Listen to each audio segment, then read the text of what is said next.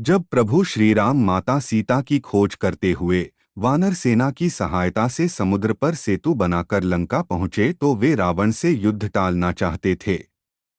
इसलिए उन्होंने एक अंतिम प्रयास और करने का निश्चय किया ताकि रावण सीता माता को लौटा दे और युद्ध टल सके। उन्होंने रावण के पास अपना दूत भेजने का विचार किया। सभा में सभी ने प्रस्ताव किया कि हनुमान जी को दूत बनाकर भेजना चाहिए। जामवंत जी ने श्री राम को विनती करते हुए सलाह दी कि यदि रावण के पास फिर से हनुमान जी को भेजा गया तो यह संदेश जाएगा कि श्री राम की सेना में अकेले हनुमान ही महावीर हैं। इसलिए किसी अन्य व्यक्ति को दूत बनाकर भेजा जाना चाहिए जो हनुमान जी की भांति ही पराक्रमी और बुद्धिमान हो। जामवंत जी ने भगवान श्री राम को सलाह दी कि रावण के दरबार में दूत के रूप में बालीपुत्र अंगद को भेजा जाए। सभी को यह सलाह जंच गई। श्री राम ने अंगद की बढ़ाई करते हुए उनसे कहा कि वे रावण के दरबार में दूत के रूप में जाकर वही बातें कहें जिनसे उनका काम भी हो और दुश्मन का भी कल्याण हो।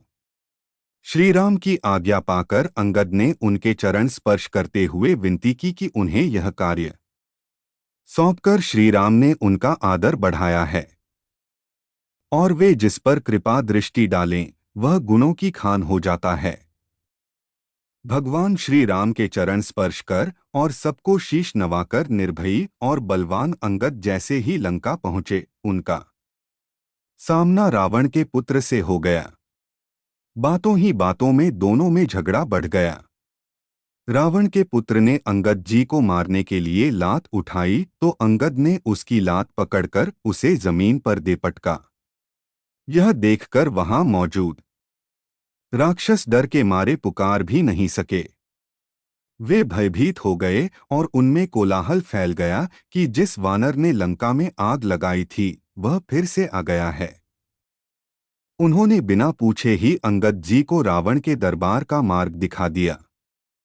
वे रावण के दरबार में पहुंचे और सिंह के समान शान से इधर उधर देखने लगे।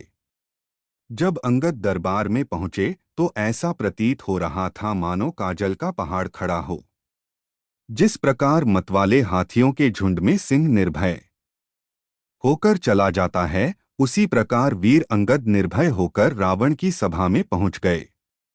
रावण ने उनका अपमान किया और उन्हें बैठने को भी नहीं पूछा। अंगद जी अपनी पूंछ से आसन बनाकर उस पर विराजमान हो गए। रावण ने उनसे पूछा, तुम कौन वानर हो? अंगद जी ने उत्तर दिया, हे दशाशन, मैं श्री राम का दूत हूं। मेरे पिता बाली और तुम्हारे बीच मित्रता थी, इसलिए मैं तुम्हारा हित करने आया हूं। तुम उत्तम कुल से हो।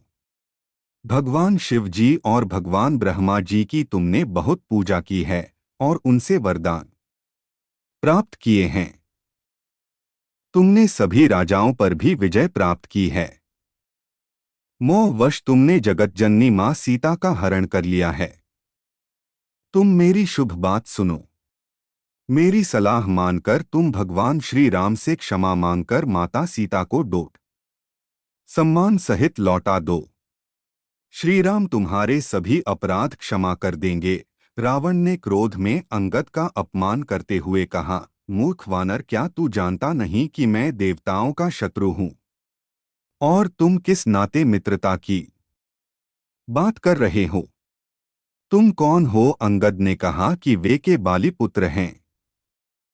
बाली का नाम सुन रावण ने अंगद जी का अपमान करते हुए कहा कि वह कुलनाशक है जो स्वयं को उन तपस्वियों का दूत कह रहा है। अंगद ने रावण पर व्यंग्य कसते हुए कहा, मैं कुलनाशक ही सही, और हे रावण, तुम स्वयं को कुलरक्षक कहते हो। कोई अंधा बहरा भी ऐसी बात नहीं कह सकता। तुम्हारे तो 20 नेत्र और 20 कान हैं। जिन भगवान श्री राम के चरणों की सेवा करने के लिए भगवान ब्रह्मा, भगवान शिव और सभी देवता भी लालायित रहते हैं, उन प्रभु श्री राम का दूत बनकर मैंने कुल का नाम कैसे डुबो दिया?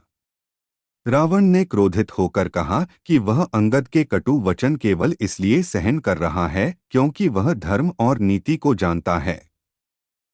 अंगद ने व्यंग्य करते हुए कहा कि उसने माता सीता का हरण करके और एक दूत का अपमान करके बहुत धर्म की बात की है। रावण ने अंगद का अपमान करते हुए कहा कि उसकी सेना में ऐसा कोई नहीं है जो उसका मुकाबला कर सके। वह राम तो अपनी पत्नी के गम में बलहीन है और उसका भाई अपने भाई के दुख में दुखी है। अंगद जी ने रावण को विविध प्रकार से समझाने का प्रयास किया, परंतु जब रावण ने अपने अहंकार में चूर होकर शांति प्रस्ताव ठुकरा दिया और भगवान श्री राम का अपमान किया, तब अंगद जी आक्रोश में आ गए और उन्होंने सभा में जमीन पर अपना पैर जमाते हुए घोषणा कर दी कि यदि कोई उनका पैर जमीन से उखाड़ देगा तो श्री राम बिना युद्ध किए और बिना माता सीता को लिए अपनी पराजय स्वीकार कर वापस लौट जाएंगे। यह सुनकर रावण ने सभा में मौजूद सभी योद्धाओं को उनका पैर हिलाने को कहा, परंतु कोई भी योद्धा उनका पैर अपने स्थान से नहीं हिला पाया। अंत में जब रावण ने उनका पैर जमीन से उखाड़ने के लिए पकड़ा तो अंगद जी ने यह कहते हुए अपना पैर हटा लिया, मेरे पांव क्यों पकड़ते हो? पकड़ना है तो मेरे स्वामी श्री राम के चरण पकड़ लो। वह दयालु और शरणागत वत्सल हैं। उनकी शरण में जाओ तो प्राण बच जाएंगे, अन्यथा युद्ध में बंधु बांधवों समेत मृत्यु को प्राप्त हो जाओगे।